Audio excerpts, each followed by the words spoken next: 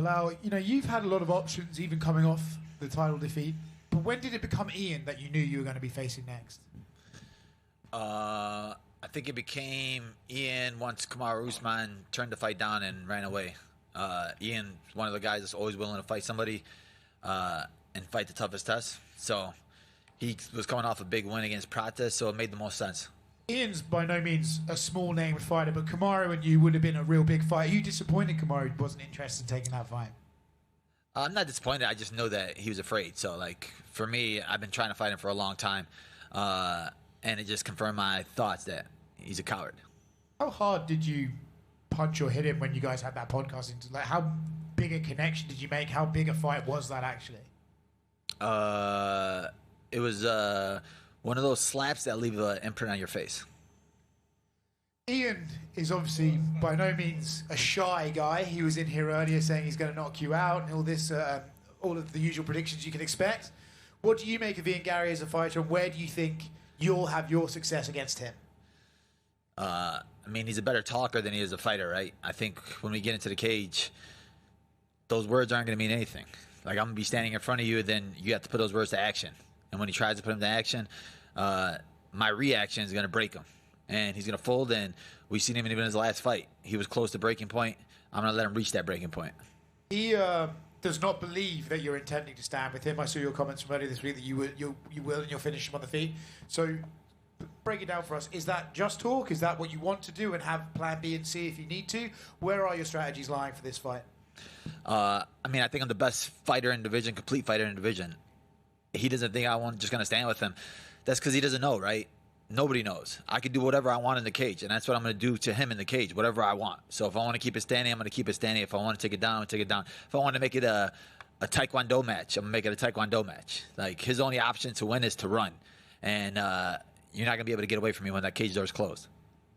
You were obviously champion, and I know that you never wanted to fight Islam Makhachev because of your friendship and stuff like that. But since you've held the belt, you know what it's like to be champion. Is that now a position that you're willing to change and that you would compete against him to get your title back? I mean, your goal is always to be the best in the world. But for me to be the best in the world, I got to win this Saturday. So my full focus, my aim, is on Ian Gary's head. In contrast, Ian Gary has his next 5 fights planned out. Curious if you think he's overlooking you when he starts talking like that, or if it's just his way of hyping himself up.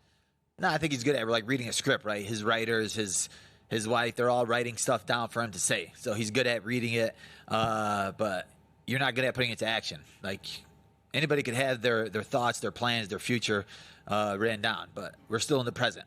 And Saturday night, I'm going to have to change the story. Hi, Belal.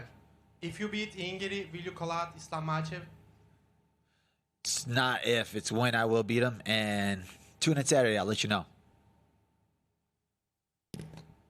Belal, hello. First of all, good luck on Saturday. And, Thank you. Yeah, just to kind of touch up on the comments that you made about the fight being held on the feet for most of the for most part of it, and that you wanted to finish Ian on the feet. So basically, what he said is, and also not him, but some people just made comments, I guess, that since technically you are more known for your wrestling, for your grappling, that, you know, that's where your accolades are, just to say that wouldn't it be just easier to pursue that path than just finishing on the feet? Easier? I'm gonna make the fight easy no matter what it is. Like, the training, the people I'm training with are the best in the world.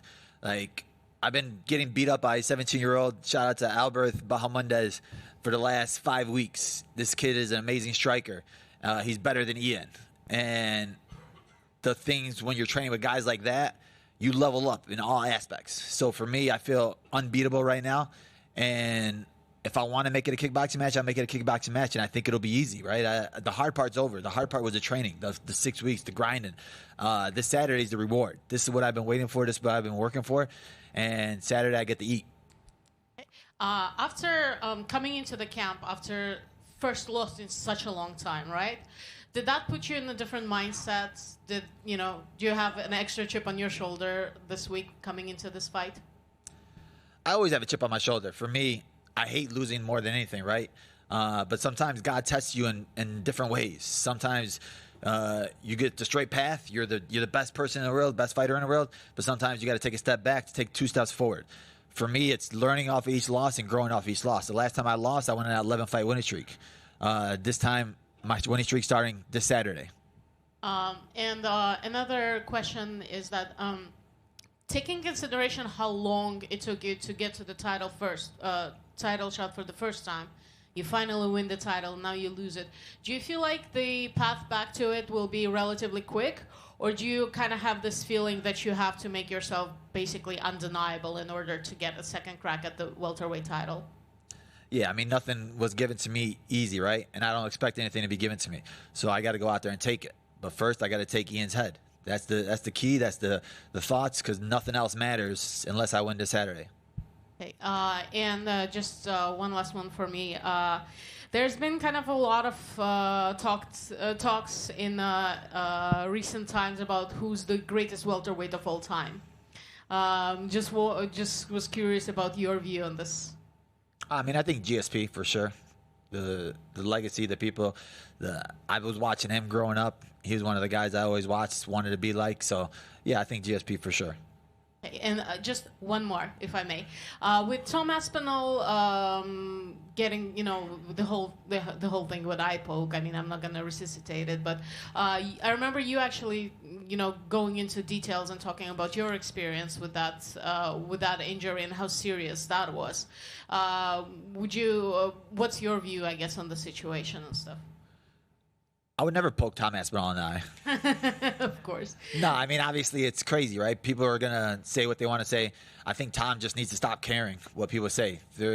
Regardless, fans are going to say you're soft, you're weak, you quit, you did this, but you're in the cage, you can't see. That's one of your senses. You only got 5 of them. If you lose one of your senses on the biggest stage with a heavyweight that's trying to take your head off, nobody knows that feeling but you. For me, needing surgery, having to sit out a couple months after an eye injury is the hardest part. I think in general the sport needs to be changed with take a point right away. If fighters get points taken away right away, even if it's a slight eye poke, they're going to start training differently. They're going to close their hands in training. They're going to close their hands in the cage. There's too many guys nowadays that are weasels, right? Some of them will poke you in the eye on purpose because they know it's going to alter it, and maybe I get a point taken away, maybe I don't. I can say it was an accident. So it's just there's too much just thrown up in the air. But if you start taking points away right away, guys are going to have to start making that adjustment in training, in their styles, in their techniques.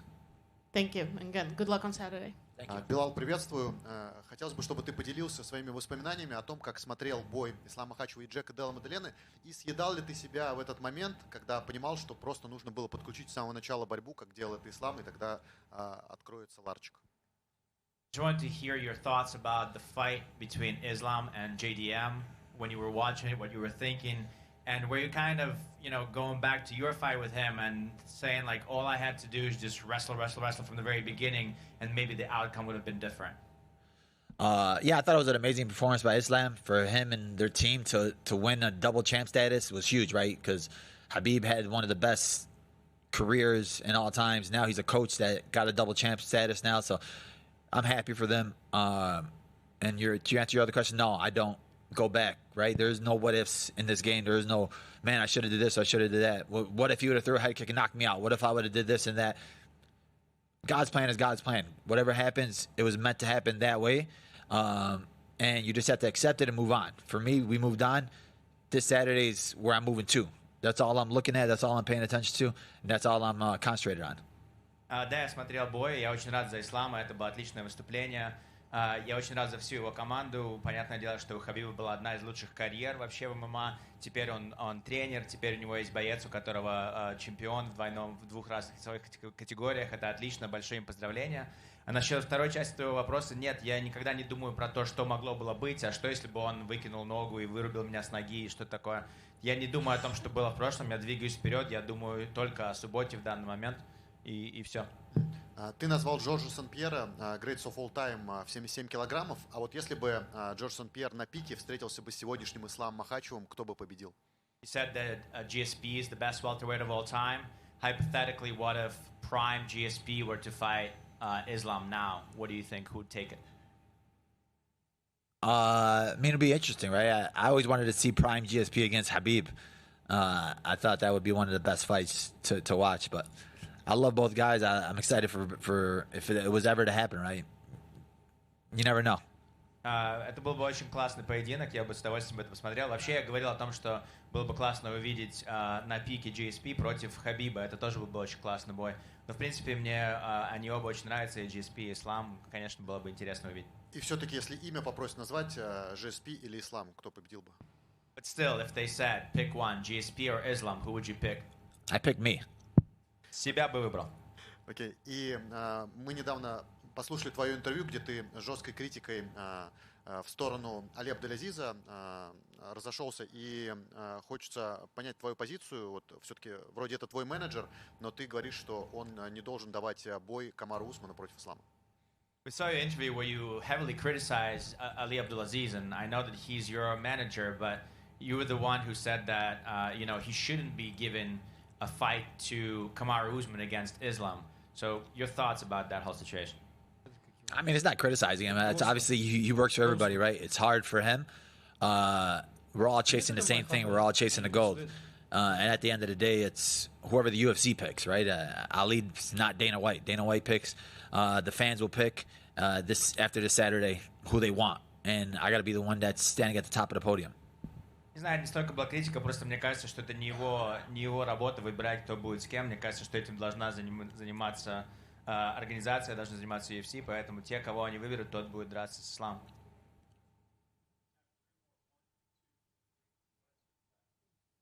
Assalamu alaikum, Belal. Alaikum Welcome to assalam. Doha. Thank you, brother. Let's say a fight against Islam is not up for grabs. Would you ever consider moving up or down a division to challenge Chimaev or Topuria? If yes, which one would it be? I mean, I would always love to fight the toughest challenges, right? I would love to fight Topuria. That would be a huge challenge. But for me, it's staying in the welterweight division. I got more work to do and cementing my legacy as one of the best welterweights to ever do it. Hi Belal, you are 37 years old and now there are a lot of young contenders in your division. How do you see your future in that division? My future is bright, right? I'm training with young monsters. Ignacio Balmundez is probably 28, and I think he's one of the best strikers in the UFC. Like I said, I got a 17-year-old now, Ignacio's younger brother, who's a monster, right? It feels like the Epstein files without the sex, right? I'm getting their powers through sparring and training, so it feels good. And I love training every day with these guys. I'm learning from these guys, and I'm growing so much from these guys. The energy they bring, it makes me feel younger, and I'm still young in the sport. My body feels good every single day I wake up. I'm blessed to be where I am right now. Thank you. Good luck. Hi Bilal, Yusuf here, MMA 101. I would like to ask you, do you think that Ian Gary is overlooking you when he said that he will knock you out, then beat Islam, then he will revenge his loss against Shavkat, then fight against Pratis? I mean, he's going to be looking up when I knock him out, and the ref's waking him up. So that's all that matters. You could talk a talk. We've seen it before, right? The worst fighters are the ones that have that big spiel. Him and Kobe Covington probably have the same writer. They both suck at talking. They both suck at like being themselves and authentic. So for me, words don't matter. Actions do. Do you think that you may fight Islam one day? The only fight I really care about right now is me and Ian. Okay, last question. Rate for us the top 3 Palestinian dishes that you love. Msakhan, Fattah. Makluba, Msakhan, and I'd say Bamia. All the best. Thank you, brother. Okay. Belal, assalamu alaikum. Good luck in your fight with Ian. However, my questions concerns the fighter you were supposed to fight. This is Shavkat Rahmanov, and he misses his championship fight with you due to injury. Do you think now that a new champion has arrived, Shavkat has retained his position as a top contender for the UFC belt? I mean, I think he needs to get healthy first, right? It's hard, especially with all these guys that are fighting and having big performances, especially last week. For him, it's hard to stay healthy in this sport. People don't understand how hard it is to train. So for him, I think key is stop worrying about what's the next fight going to be. It's getting healthy and being able to fight. Okay, and the last question. In your opinion, right now, Islam says Kamaru Usman his next contender, and does Kamaru Usman deserve a title opportunity? Releasing that there are far more interesting fighters in these divisions. No, I don't think he does. He's 1-3 out of his last 4 fights. He's fought one time in like 3 years. He has no knees. His podcast sucks. There's nothing really fun about him, right? So I think right now, I think the person that's in the lead is probably Morales. To knock out Sean Brady the way he did and do that on that type of stage, I think he's in the lead. But after this weekend, they're all going to be talking about me. Okay, and what doing in this pound for pound podcast with you and Kamaru? What happened? Kamaru said.